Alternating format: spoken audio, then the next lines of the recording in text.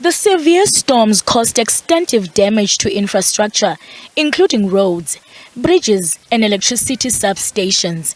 16 people lost their lives, many of whom during a baptism ceremony in the Jukskei River. A 3-month-old baby believed to have been part of this ceremony is yet to be found. The current damage to infrastructure sits at approximately 300 million rands, and we expect this figure to increase as some areas are still underwater or inaccessible, therefore making it impossible to conduct an accurate and a final assessment. Johannesburg Mayor Mpho Phalatse says she's written to the national and provincial governments to declare a local state of disaster.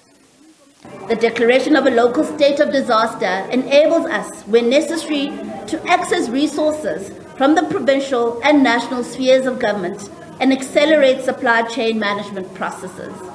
We do not want a repeat of a feverish scramble for contracts like we saw during the early COVID-19 years. Therefore, the city's group risk and assurance services will keep a focused eye on procurement. The multi-party government will not allow the corrupt to sacrifice lives and livelihoods for self-enrichment.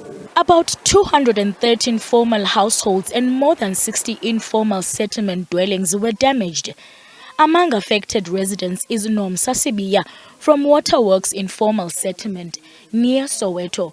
She says every time it rains heavily, water from a nearby dam floods their homes.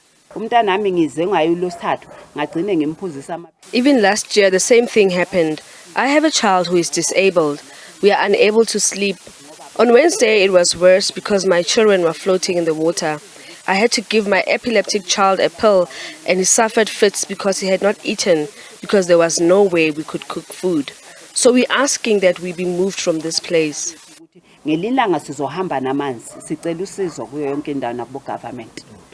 Johannesburg City Power says its teams are working tirelessly to clear a backlog of approximately 5,000 logged calls.